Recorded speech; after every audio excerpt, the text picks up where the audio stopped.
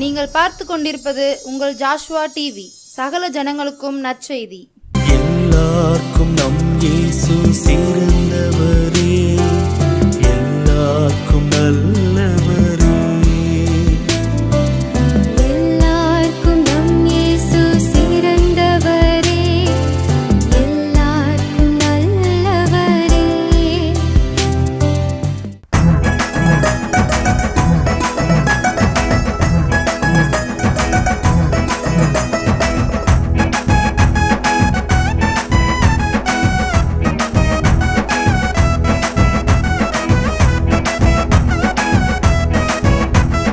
ஒரு வார்த்தை சொல்லும் கர்த்தாவே, எங்கள் வாழ்க்கையெல்லாம் செழிப்பாகுமே. ஒரு வார்த்தை சொல்லும் கர்த்தாவே, உம் வார்த்தையிலே சுகம், உம் வார்த்தையிலே மதுரம், உம் வார்த்தையிலே சுகம், உம் வார்த்தையிலே மதுரம், உம் வார்த்தையிலே எல்லாம் சந்தோஷம், உம் வார்த்தையிலே எல்லாம் சந்தோஷம். ஒரு வார்த்தை சொல்லும் கர்த்தாவே, எங்கள் வாழ்க்கையெல்லாம் செழிப்பாகுமே. ஒரு வார்த்தை சொல்லும் கர்த்தாவே.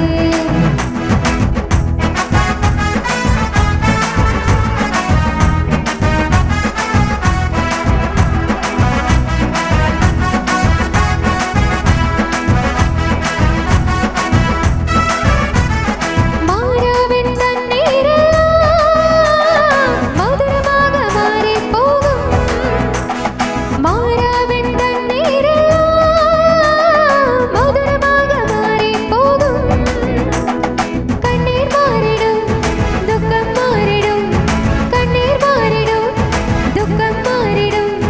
ஒரு வார்த்தை சொன்னால் போதும், நீர் ஒரு வார்த்தை சொன்னால் போதும். ஒரு வார்த்தை சொல்லும் கர்த்தாவே, எங்கள் வாழ்க்கையெல்லாம் செழிப்பாகுமே. ஒரு வார்த்தை சொல்லும் கர்த்தாவே.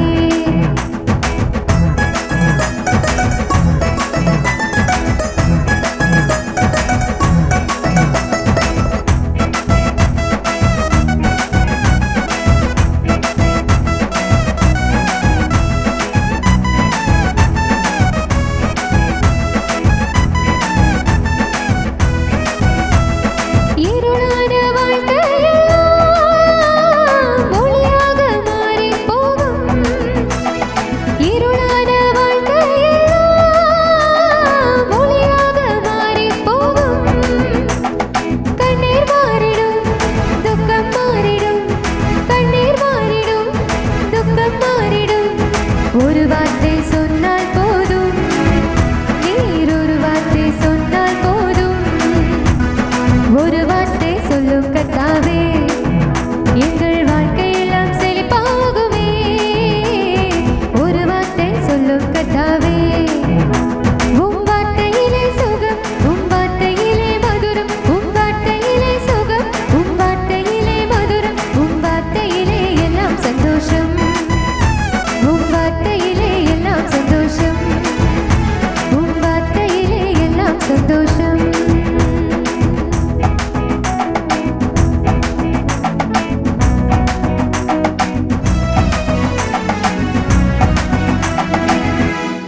ஆண்டவராகிய இயேசு கிறிஸ்து நாமத்தினாலே உங்களுக்கு என்னுடைய அன்பான வணக்கத்தையும் வாழ்த்துக்களையும் தெரிவித்துக் கொள்கிறேன்.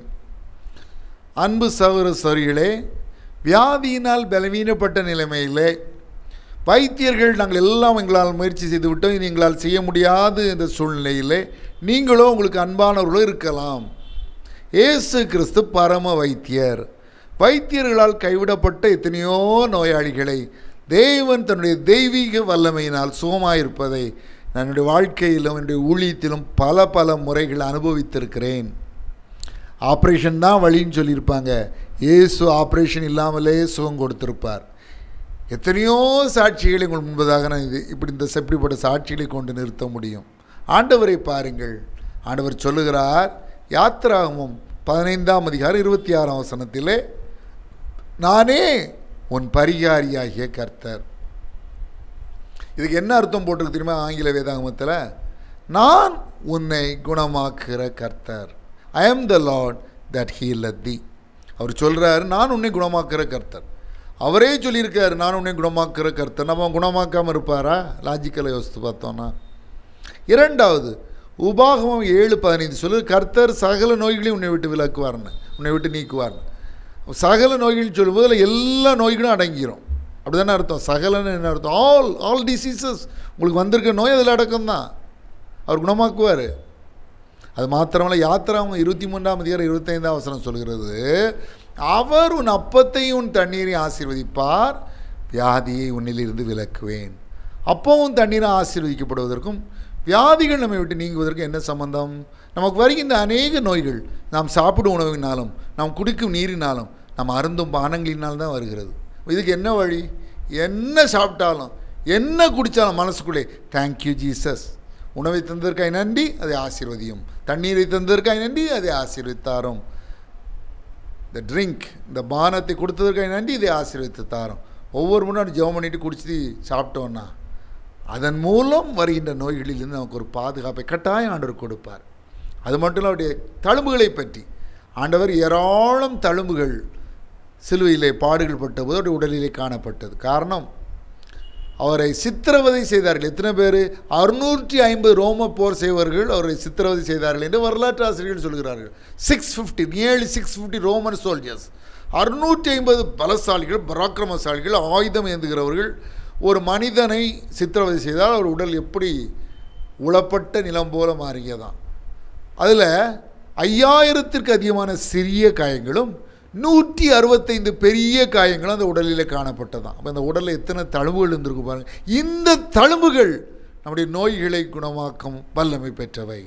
இயேசு கிறிஸ்து சிலுவையிலே பட்ட பாடுகள், முந்தின இரவிலே பட்ட பாடுகள், அது கொண்டு வந்த தழும்புகள் நம்முடைய நோய்களில் இருந்து, நோய் கொண்டு வரும் வலிகளில் இருந்து, நோய் கொண்டு வரும் பலவீனங்களில் இருந்து, நோய் கொண்டு வரும் பாடுகளில் இருந்து நமக்கு விடுதலை அளிக்க வல்லவை. அது மறந்து போய்விடக்கூடாது. வேதம் சொல்லுது. இதை பற்றி சொல்லும் பொழுது ஏசாயா 53:5 நம்முடைய மீறுதலை நிமித்தம் அவர் காயப்பட்டு, நம்முடைய அக்கிரமங்களை நிமித்தம் அவர் நொறுக்கப்பட்டார், நமக்கு சமாதானத்தை உண்டு பண்ணும் ஆக்கினே அவர் மேல் வந்தது, அவருடைய தழும்புகளால் குணமாகிறோம். பேதுரு இதை பற்றி இன்னும் அழகாக சொல்லுவார். 1 பேதுரு 2:24 நாம் பாவங்களுக்கு செத்து நீதிக்கு பிழைத்திருக்கும்படி அவர் தாமே தமது சரீரத்திலே நம்முடைய பாவங்களை சிலுவையின் மேல் சுமந்தார், அவருடைய தழும்புகளால் குணமானீர்கள். அவருடைய தழும்புகள், அந்த 5000 சிறிய காயங்கள், 5000 சிறிய காயங்கள், 165 பெரிய காயங்கள், அந்த காயங்கள் ஏற்படுத்திய தழும்புகள் நம்மை குணமாக்கும் வல்லமை பெற்றவை. அது மட்டுமல்ல, யாக்கோபு 5:15 சொல்கிறது, விசுவாசம் உள்ள ஜெபம் பிணியாளியை ரட்சிக்கும். அப்படின்னா என்ன அர்த்தம்? ஆண்டவரே, என் நோயை நீக்க உங்க வல்லமை உண்டு. எல்லா மருத்துவர்கள், எல்லா டாக்டர்களுக்கும் மேலான பரம டாக்டர், ஹெவன்லி ஹீலர் நீர்தான் ஐயா, என் நோயை குணமாக்குமால் முடியும் என்ற விசுவாசத்தோடு நாம் ஜெபித்தோம் என்றால் அந்த நோய் நீங்கி போகும். நீங்கியே ஆக வேண்டும், கட்டாயம் நீங்கியாக வேண்டும். வேத வசனங்கள் ஒரு நாளும் பொய்யாய் போகாது. வாக்குத்தத்தம் பண்ணினவர் உண்மையுள்ளவராயிருக்கிறார். எபிரேயர் 10:23, தீத்து 1:3 சொல்கிறது, அவர் பொய் உரையாத தேவன். இஸ்ரவேலின் ஜெயபலமான பொய் சொல்கிறதும் இல்லை, தாம் சொன்னதை பற்றி மனஸ்தாபப்படுவதும் இல்லை, மனமாற ஒரு மனிதனும் அல்ல. 1 சாமுவேல் 15:29 எண்ணாகமம் 23:19 சொல்கிறது.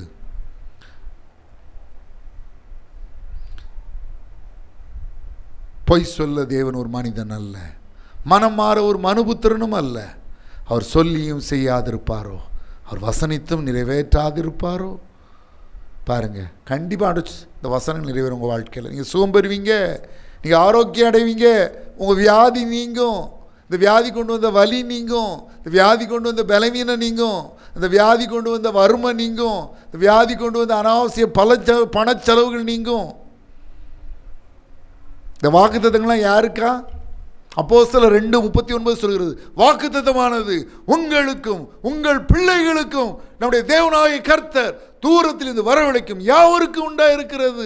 2 கொரிந்தியர் 1:20 சொல்கிறது, தேவனுடைய வாக்குத்தத்தங்கள் எல்லாம் இயேசு கிறிஸ்துவுக்குள் ஆம் என்றும் அவருக்குள் ஆமேன் என்றும் இருக்கிறது. வாக்குத்தத்தங்களை விசுவாசிப்போம், வாக்குத்தத்தத்தை கொடுத்த தேவனை விசுவாசிப்போம்.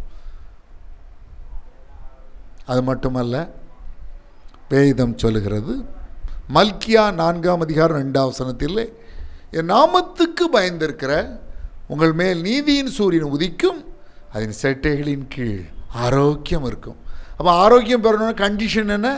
அவருடைய நாமத்திற்கு நாம் பயப்பட வேண்டும், தேவனுக்கு பயப்பட வேண்டும், கர்த்தருக்கு பயப்பட வேண்டும், இயேசு கிறிஸ்துவுக்கு, அவருடைய வார்த்தைகளுக்கு, அவருடைய வசனங்களுக்கு, அவருடைய வேத வசனங்களுக்கு நாம் பயப்பட வேண்டும். அப்படி இருந்தோம் என்றால் ஆரோக்கிய சுகவாழ்வை ஆண்டவர் தருவார். சங்கீதம் 91:10 சொல்கிறது, வாதை உன் கூடாரத்தை அணுகாது. அவருடைய வசனங்களை பற்றி என்ன? சங்கீதம் 107:20 சொல்கிறது, அவர் தமது வசனத்தை அனுப்பி அவர்களை குணமாக்கி அவர்களை அழிவுக்கு தப்பு வைக்கிறார். நீதிமொழிகள் 4:20, 21, 22 வசனங்களை வாசித்து பாருங்கள். வேத வசனங்கள், அவருடைய வசனங்கள் அவளை கண்டுபிடிக்கிறவர்களுக்கு ஜீவனும் அவர் உடலுக்கெல்லாம் ஆரோக்கியமுமா. எரேமியா 30:17 ஆண்டவர் சொல்கிறார், நான் உனக்கு ஆரோக்கியம் வர பண்ணி உன் காயங்களை ஆற்றுவேன். எரேமியா 33:6 நான் அவர்களுக்கு சௌக்கியமும் ஆரோக்கியம் வர பண்ணி அவர்களை குணமாக்கி அவர்களுக்கு பரிபூர்ண சமாதானத்தையும் சத்தியத்தையும் வெளிப்படுத்துவேன்னு ஆண்டவர் சொல்றார். தேவன் உங்கள் நோய்களிலிருந்து உங்களுக்கு விடுதலை அவர்களை செய்வார். வசனங்களை சொல்லி சொல்லி சொல்லி ஜெபித்துக்கொண்டே இருங்கள். தேவனுடைய இரக்கத்திற்காக கெஞ்சுங்கள். தேவன் கட்டாயம் மனம் இறங்குவார், உங்கள் நோய்களை குணமாக்குவார், உங்கள் சரீர பிணிகளை நீக்குவார், உங்கள் வியாதியிலிருந்து விடுதலை தருவார், உங்கள் ஆரோக்கியத்தை உங்கள் சரீரத்துக்கு கொடுப்பார்.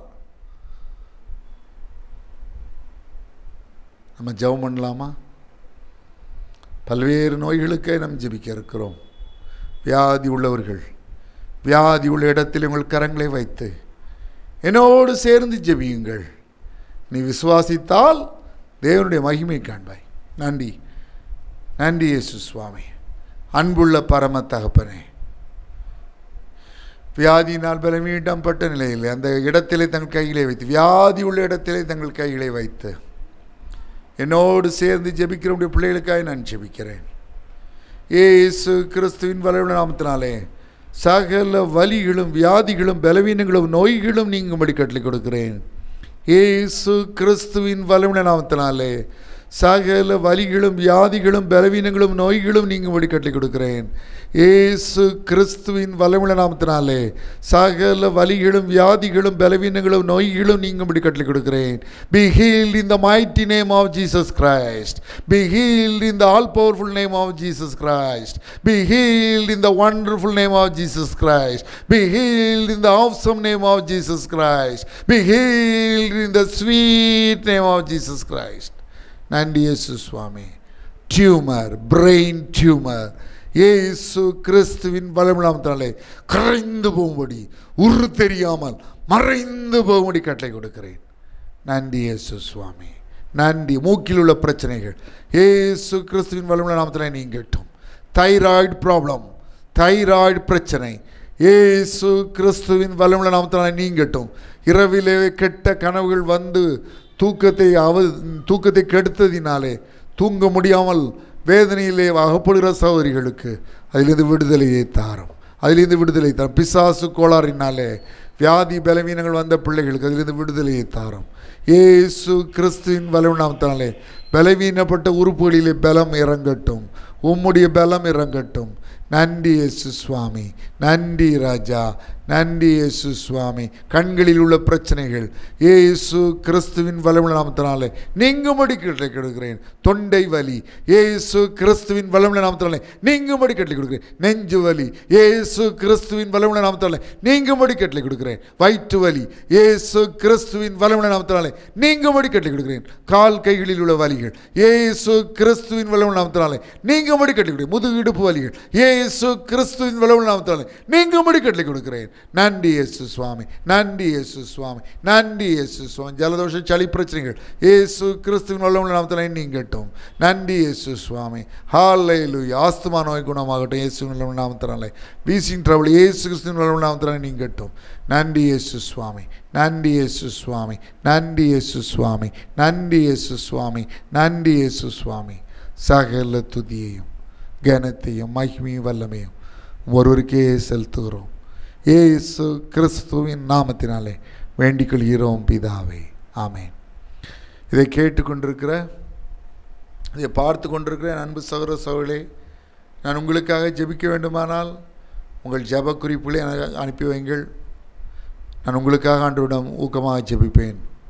என்னுடைய கடந்த முந்தைய நிகழ்ச்சிகள் மூலமாக அற்புதங்களையோ ஆசீர்வாதங்களையோ நன்மைகளையோ பயன்களையோ பெற்றிருப்பீர்களானால் தயங்காமல் எனக்கு தெரியப்படுத்துங்கள்.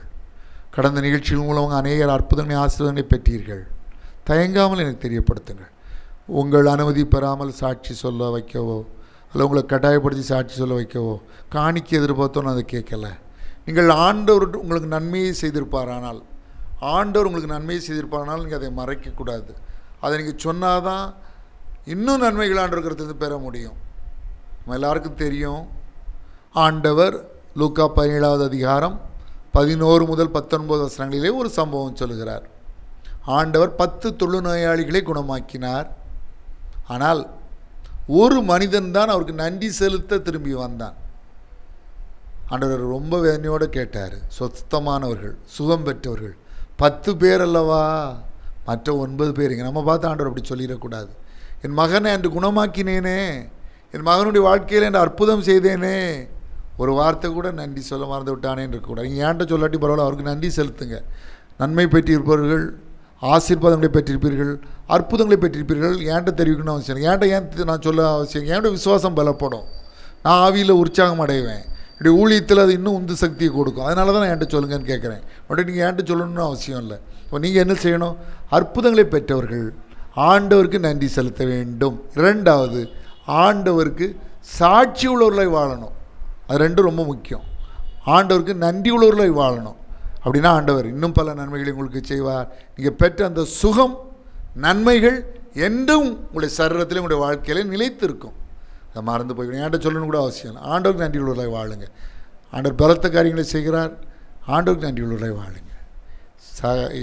ஆண்டவராக இயேசு கிறிஸ்துவே உங்களை ஆசீர்வதிப்பாராக. May God bless you.